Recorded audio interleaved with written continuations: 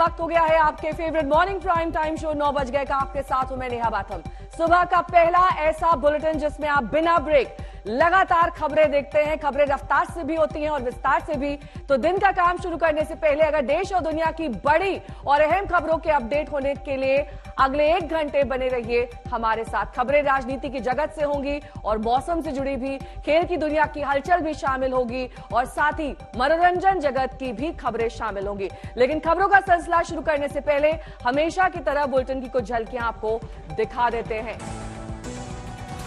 Reels के लिए YouTubers को भारी पड़ा स्टंट। मुरादाबाद ट्रैफिक पुलिस ने किया गिरफ्तार, भारी भरकम हुआ चालान। बर्फबारी के बीच कश्मीर में गणतंत्र दिवस की परेड के लिए सेना का फुल ड्रेस रिहर्सल आपको 9 बज गए के इस बुलेटिन में दिखाएंगे।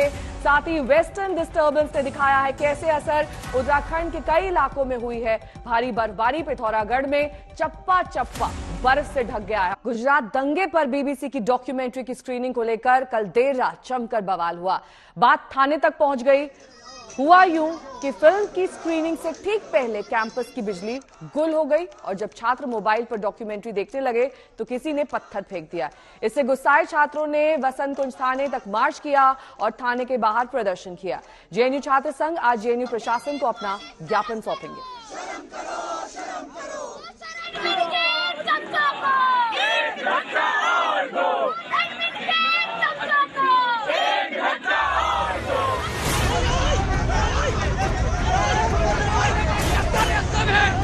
दिल्ली का जेएनयू कैंपस एक बार फिर विरोध की आवाज से कर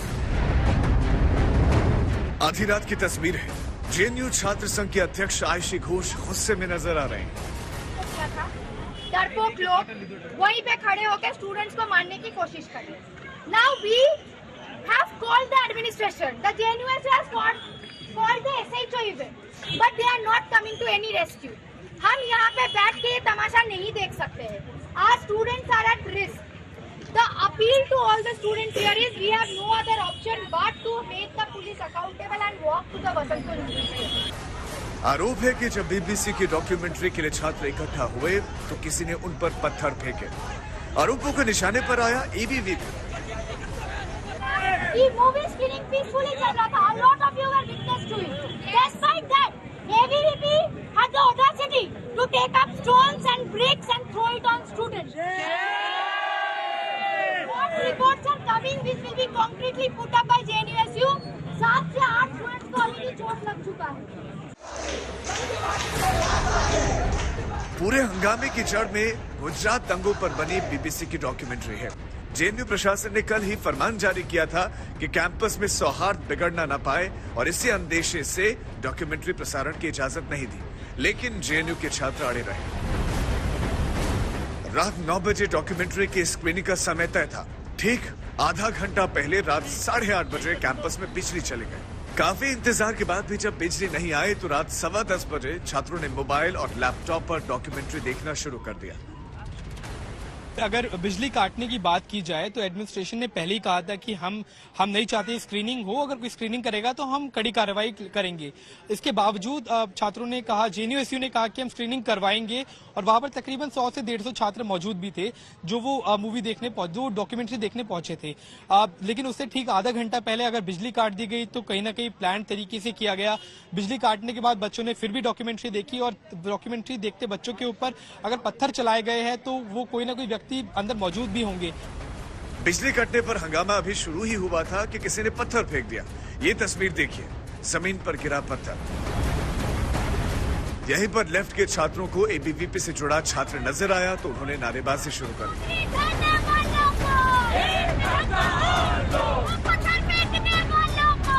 हंगामा बढ़ा तो रात 12 बजे के बाद जेएनयू के छात्रों ने वसंत कुंज थाने तक मार्च भी किया।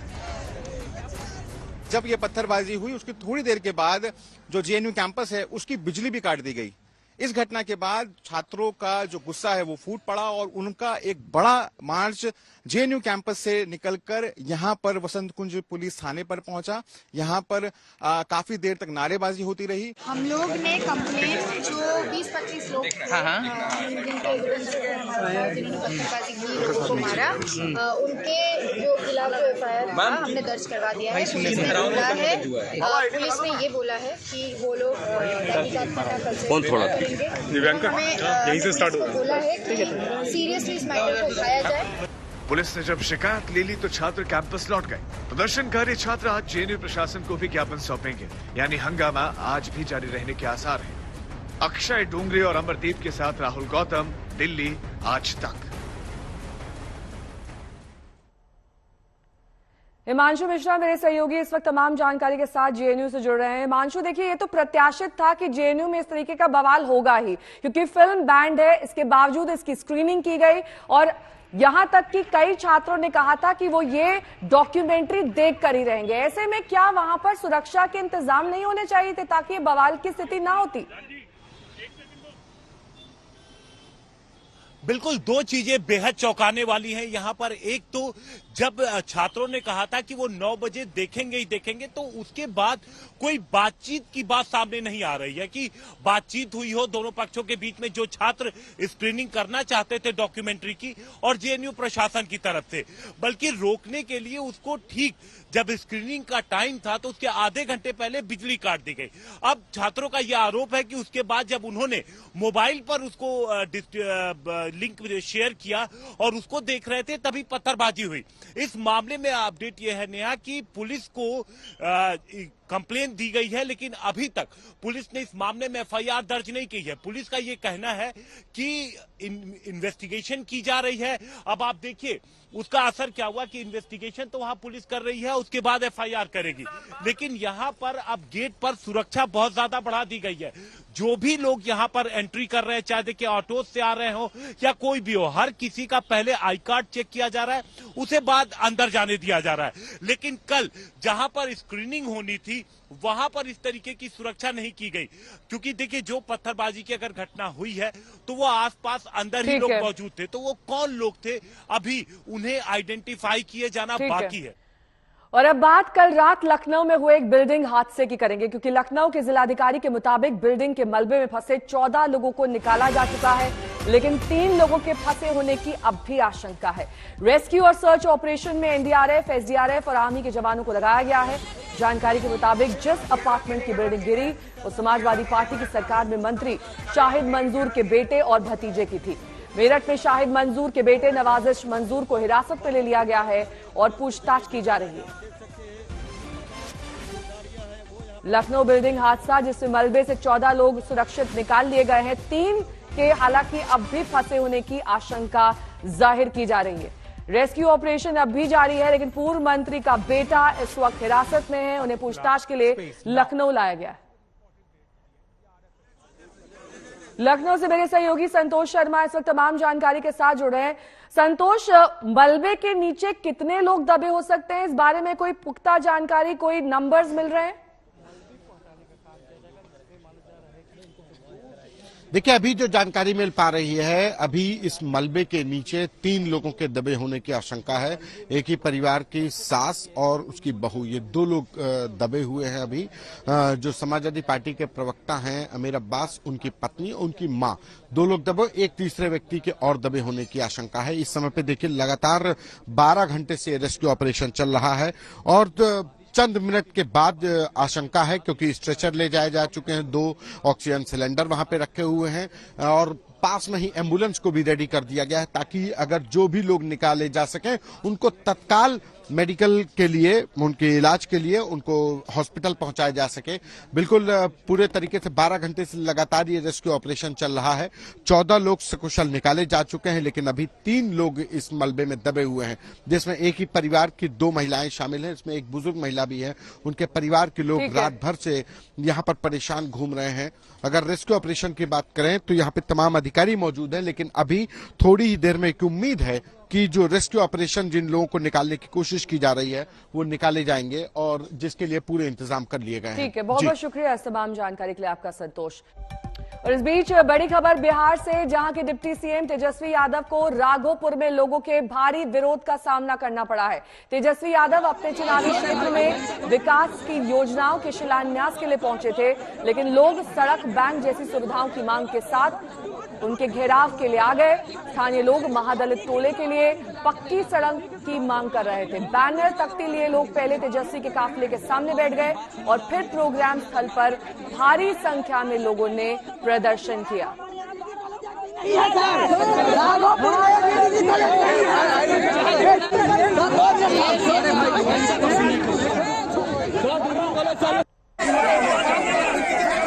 क्या है किसने विरोध कर रहा है? रोड नहीं मिलता है, रोड नहीं मिलता है, हम लोग के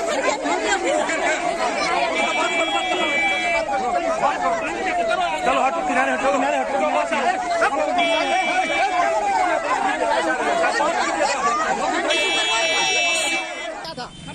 बात है कि हम लोग को सड़क चाहिए, बस हम लोग सड़क हमको चाहिए। हमको सड़क से के लिए हमारे लड़का बच्चा बारिश के मौसम में बहुत कीचड़ हेल करके आता है, हमको बस चाहिए। आवेदन हम दे चुके हैं, हमको सड़क चाहिए।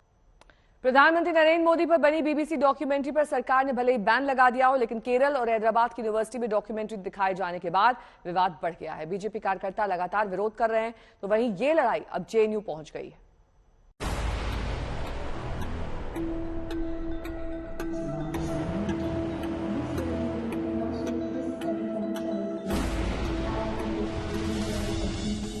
जिस डॉक्यूमेंट्री पर भारत सरकार ने बैन लगा रखा है, जिस डॉक्यूमेंट्री को यूट्यूब और सोशल मीडिया के प्लेटफॉर्म से हटा दिया गया है, उस डॉक्यूमेंट्री की स्क्रीनिंग का विवाद अब जेएनयू पहुंच चुका है। जेएनयू प्रशासन ने एक सर्कुलर जारी करके ये कहा है कि बीबीसी की डॉक्यूमेंट्री की स्क्रीनिंग की परमिशन नहीं है बच्चों के पास, लेकिन फिर भी जेएनयू के छात्र जो हैं वो कह रहे हैं कि हम स्क्रीनिंग करेंगे क्योंकि लोकतंत्र है और लोकतंत्र को संभाले रखना बहुत जरूरी है। बहरहाल इस डॉक्यूमेंट्री को जहां पर बहुत सारे लोग मिलकर सरकार की तरफ से बायस्ड बता रहे हैं, एक तरफा बता रहे हैं, दूसरी ही तरह जेएनयू ने अब निर्णय ले लिया है। कई ऐसी यूनिवर्सिटीज हैं हैदराबाद में जहां पर ये डॉक्यूमेंट्री स्क्रीन हो रही है और जेएनयू भी के छात्र भी अपनी तरफ से कोशिश कर रहे हैं कि यहाँ पर भी ये डॉक्यूमेंट्री दिखाई जाए। जेएनयू कैंपस में बीबीसी की documentary India the Modi question की स्क्रीनिंग के कार्यक्रम को लेकर पैम्पलेट्स बांटे गए थे। इतना ही नहीं, छात्र संघ की अध्यक्ष आयशी घोष ने भी विवादित डॉक्यूमेंट्री का पोस्टर शेयर किया। आयशी का ये पोस्ट वायरल होने पर जवाहरलाल नेहरू यूनिवर्सिटी के प्रशासन ने एक एडवाइजरी जारी कर दी। इसके बाद यहाँ स्क्रीनिंग को भी रद्द कर दिया गया।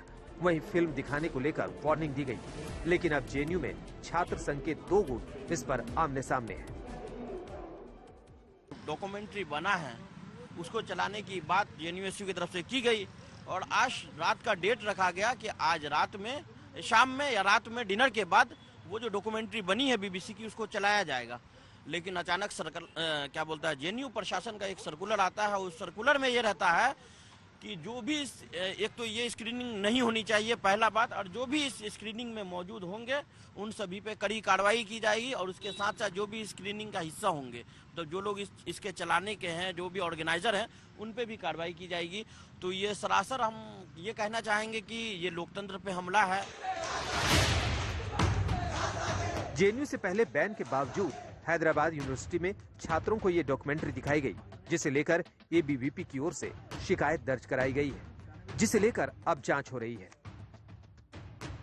मोदी जी का जो गवर्नमेंट में जो हो रहा था, जो हुआ था, ये पूर्ण तरह से हम उसको कंडेम कर रहे और जिन लोग इस पे ऑर्गेनाइज किया उनके ऊपर एक्शन लेना ही बोल के हम यूनिवर्सिटी एडमिनिस्ट्रेशन से भी इंफॉर्मेशन किया, एडमिनिस्ट्रेशन को बोल रहे और साथ साथ इस पे कंपल्सरी तेलंगाना पुलिस इंटरफेयर होना है। जिन लोग जो बैंड वीडियो डिस्प्ले किया, जो साइबर क्राइम से भी मैं हम रिक्वेस्ट कर रहे इन लोगों को ऊपर एक्शन लेना है बोल के। इस बीच डॉक्यूमेंट्री पर लगे बैन को लेकर सियासत भी तेज हो गई। बात हैदराबाद की आई तो ओवैसी मैदान पर उतर आए। तो मोदी सरकार ने उस बीबीसी के इंटरव्यू को अंग्रेजों के बनाए हुए कानून के तहत इंडिया में, भारत में, यूट्यूब पर, ट्विटर पर इसको बैन लगा दिया। वजीर आजम से पूछना चाह रहे हैं, गुजरात में आप नहीं थे मुख्यमंत्री, नहीं थे, मोदी नहीं थे, कोई आया था मार्स से, सैटर्न से आया था, कोई प्लेनेट से आया होगा क्या? आप नहीं थे, आके मार के चला गया। बीजेपी जहां डॉक्यूमेंट्री को देश विरोधी बता रही है, तो वहीं विरोधी इस पर लगे बैन को लोकतंत्र की हत्या कह रहे हैं। If you read Bhagavad Gita or you read the Upanishads, you will see in it it's written that the truth cannot be hidden. The truth always comes out. You can control the institutions, you can use CBI, ED, all this stuff. But the truth is the truth. Modi ji को अगर clean chit मिला हुआ तो मोदी जी क्यों डरते हैं?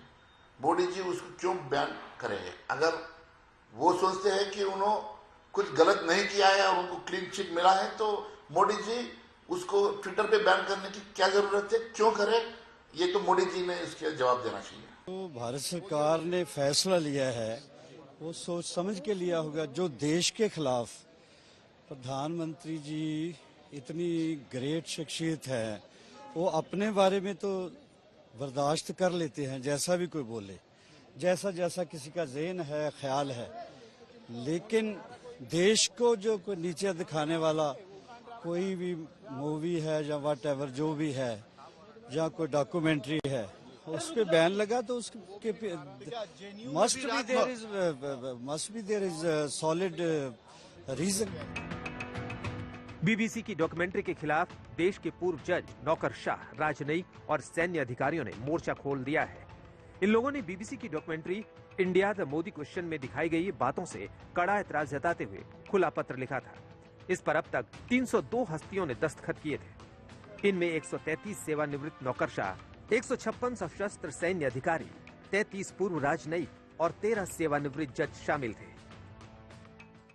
कई सालों से मैं देख रहा हूं कि बीबीसी, जो हम लोगों ने सोचा था कि एक न्यूट्रल क्रिटिक के तौर पे काम करेगा, वैसी अंडरस्टैंडिंग होगी, वो अब नहीं रही।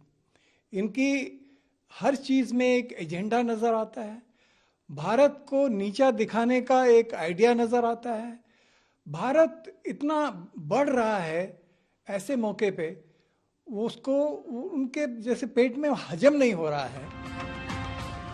बहरहाल डॉक्यूमेंट्री को लेकर घमासान जारी है और इस बात पर जंग का अखाड़ा एक बार फिर जेएनयू बन गया है। स्क्रीनिंग होगी या नहीं होगी, इसको लेकर के अभी भी सवाल बने हुए हैं। कैमरामैन रविकांत तोतावर के साथ हिमांशु मिश्रा, दिल्ली, आज तक।